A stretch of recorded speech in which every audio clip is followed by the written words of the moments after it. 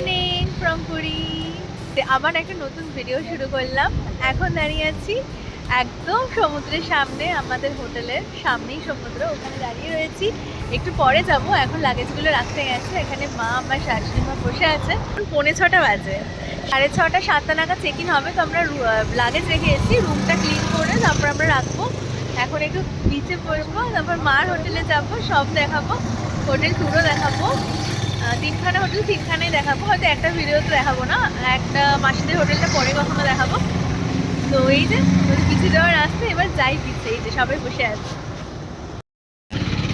আর এই যে মেলা, মেলা রথের সময় মেলা হয়। আমরা নিউ ইয়ারের টাইমে এসেছি, তখনও মেলা হতো, তখন এখনও হয়। তো দেখলাম রথের সময় মেলা হয় একদম হোটেলের সামনে। এই এরিয়াটাতেই নিউ ইয়ারেও তো এই এরিয়াতেই মেলা হয়, মানে রাইডগুলো বসে। আর মেলা তো পুরো বিচটা জুড়েই হচ্ছে। দোকান কিন্তু অনেক বেশি, অনেক বেশি, এত দোকান। আমরা লাস্ট এসেছিলাম আগের বছর জুন বা জুলাইতেই হবে, রথের পরে এসেছিলাম একবার, তখন এত দোকান দেখিনি। বাট এখন দেখছি অনেক দোকান, রিসেন্ট দোকানগুলো সব হয়েছে।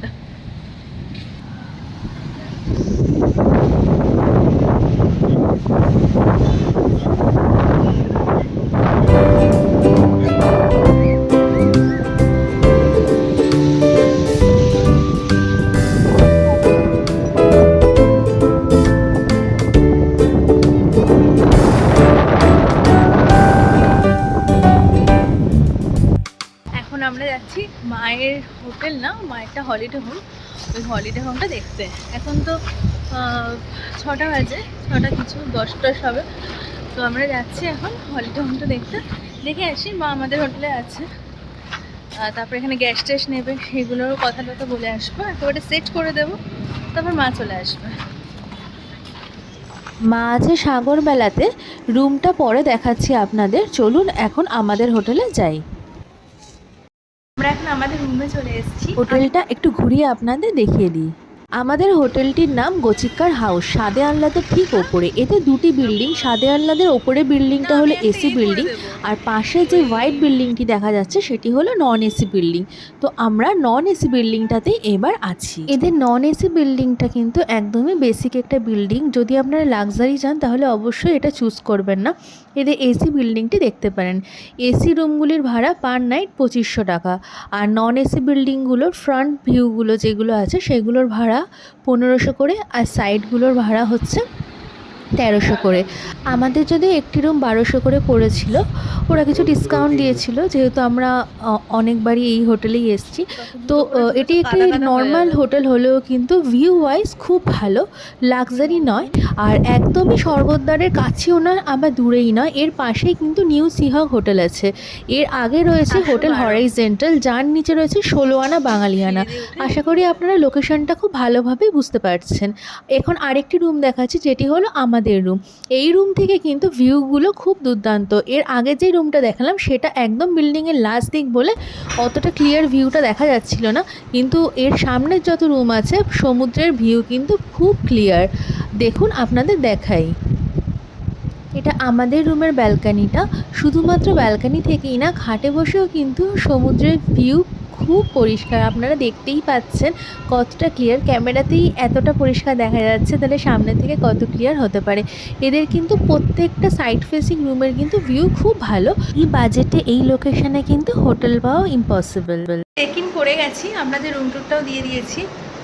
আর রুমটা তো বেসিক একদম রুম, মানে ডিলাক্স ক্যাটাগরির হোটেল কিন্তু নয়। নন এসি বিল্ডিংটা, এসি বিল্ডিংটা ভালো।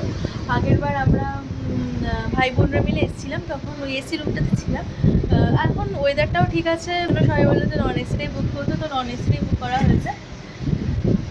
তো এটা ওকে, ঠিক আছে। তবে এই সাইড ভিউ রুমগুলো থেকে কিন্তু যদি আপনারা একদম ফ্রন্টে দুটো রুম আছে যেটা কমন ব্যালকানি, ওই রুমটা কিন্তু ভালো, এসিটা দেখতে পারেন। আদার্সওয়াইজ এখানে আদার্স অনেক হোটেলস আছে, তো সেগুলো অপশন। তো এটা একটু বাজেট হোটেলের মধ্যে ভালো, এত ভালো ভিউ। তবে আমরা 3তলা নিয়েছি, ওই জন্য একটু প্রবলেম হচ্ছে। আমরা বুক যখন করেছি লাস্ট মোমেন্টে তো ছিল না, এই রুমগুলোই ফাঁকা ছিল 3তলারটা। তো আমাদের বলেছিল যে ফার্স্টটা নিলে আমার যদি ফ্রন্ট ফ্রন্টটা দিতাম, ওরা করে দিত, তো বুকিং ছিল, তো আমরা বললাম ফ্রন্টটা নেবো না, আমরা সাইডটাই নেবো, তো সাইডটা ভাড়া দিয়েছে। চলুন এখন একটু ফ্রেশ হয়ে নিই, এবার যাবো ওখানে, একটু বাজার যাবো, একটু বাজার টাজার করবো, কী করি কি না করি সব শেয়ার করছি। বাড়িতে ইলেকট্রিক কেটেল নিয়ে এসেছিলাম, তো ওটা দিয়েই চা বানানো হয়েছে। ইলেকট্রিক কেটেল কিন্তু দেয় না, ওই চা নিয়ে এসেছি, এখন চা খাচ্ছি। আমি আরেকটা রুম দেখাচ্ছি, 408। এইটা আমাদের অপোজিট, এখানে লোক নেই। এটা ওয়াশরুম, লাইটটা জ্বালাতে পারছি না। এইটা খাট, এই সেমই রয়েছে, মানে সোফা রয়েছে, খাটটা, বেডটা অনেকটা বড়। আর এইটা হচ্ছে ব্যাক পোর্শনের ভিউ। এখানে একটা হোটেল আছে, হোটেল সিপাল, এটা হলিডে হোম। আর এই যে এখান দিয়ে এই ভিউতে সমুদ্র দেখা যায়।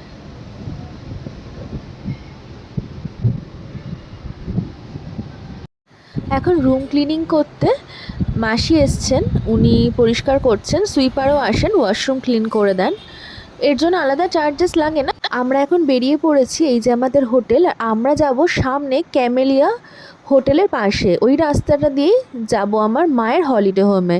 মায়ের হলিডে হোমটা তো আপনাদের দেখালাম, হোটেল সাগরবেলা, আর এর উল্টো দিকেই রয়েছে হোটেল সাগরপাড়, ওটাও খুব ভালো, কিন্তু ওর ভাড়াটা এই সিজনে কিন্তু অনেক চেয়েছে, 3,500-4 হাজার টাকা করে চাইছিল। আর মা যেখানে রয়েছে সাগরবেলা, তার চার্জেসটাও অনেকই বেশি নিয়েছে, 1,400 টাকা, যেটা একদমই এই হলিডে হোমের চার্জেস নয়, ওনাদের অন্য সময় চার্জেস 900 টাকা তো বললেন, কিন্তু আমার মনে হয় তারও কম হবে। ক্যামেলিয়ার পাশ দিয়ে ঢুকেই একটুখানি এসেই এই যে জামাইবাবু রান্নাঘর দোকানটি দেখছেন, এর পাশ দিয়ে আমরা ঢুকলেই একটা দুটো হোটেলের পরেই মায়ের হোটেলটা, আর এই দোকান থেকেই মা সব জিনিসপত্র নিয়েছিল, 4 দিনের জন্য ওদের ফিক্স ছিল 800 টাকা গ্যাস সমেত, তো এটা খুব ভালো। দোকানের পাশ দিয়ে সোজা একটুখানি এগিয়ে গেলেই কিন্তু বাজারটা, আপনারা যারা আসেন তারা তো জানেন কতটা কাছে এই বাজারটা, এই ক্যামেলিয়ার পাশ দিয়ে গেলে।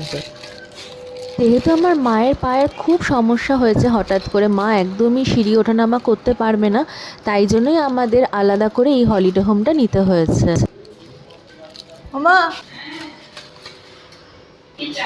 রুমের সাইজটা বেশ বড়, কিচেনের জন্য যে সেপারেট এরিয়াটা আছে সেটাও ভালো, কিন্তু যেহেতু ভেতর দিকে একদমই কিন্তু আলো হাওয়াটা কম, আলো আছে বাট হাওয়াটা সমুদ্রের আসছে না।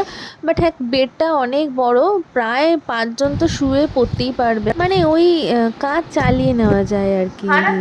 এইটা নিয়েছে 1,400 টাকা, এখন রথ বলে তাই, নাহলে এটা 1,400 মনে হয় না, তাই না?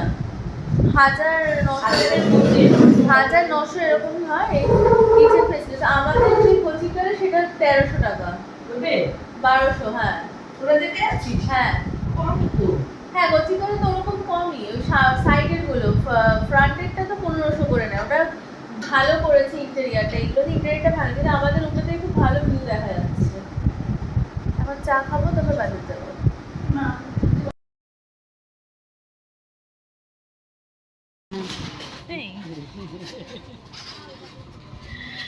এখন যাচ্ছি আমরা বাজারে, এই বেরোলাম, দেখি কতক্ষণ লাগে। এখন বাজে কটা বাজে গো মা? এখানে 9টা হচ্ছে এখনো। সৌরভ খুব একটা জোরে হাঁটতে পারিনি, মোটামুটি 7-8 মিনিট তো লেগেই গেছিলো আমাদের বাজার পৌঁছাতে, তবে খুবই কাছে বাজার। এই গলিটার বাদিকেই রয়েছে অক্ষয় ধাম, ওর পাশ দিয়ে আমাদের দেখতে হবে, আর আমরা পৌঁছে যাব বাজারে।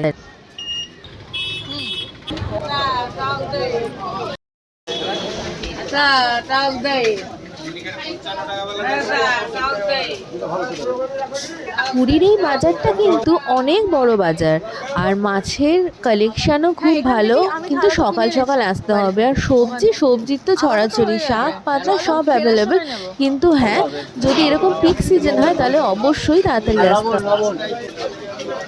এবার এই সয়াবিনগুলো নিয়ে যাবোই।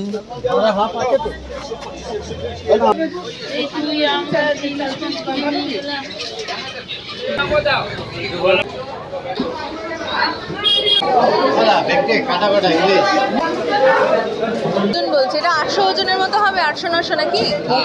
কত করে সে কি গো, এত দাম কেন? 1200 টাকা হতে পারে। ভেটকি বেশি বড় নিয়ে লাভ নেই, যাতে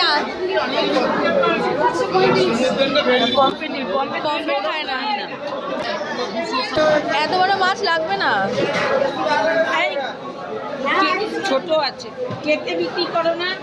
চলুন, আমাদের মাছ কেনা হয়ে গেছে, ভেটকি মাছ আর একটু পাতলা মাছ। শোনো, ভেটকি ফিলে বার করে দেবে, দু পাশ দিয়ে ফিলে। 800, 850। হ্যাঁ, 40 টাকা। এরপর কিনে নেবো একটু সবজি, তারপর কি কি করি না করি সব আপনাদের সাথে শেয়ার করবো একটা পরের একটি ফুলকপি দিও ভালো ভিডিওতে। দেখে। ততক্ষণের জন্য আমাদের সাথে থাকুন আর অবশ্যই জানাবেন কেমন।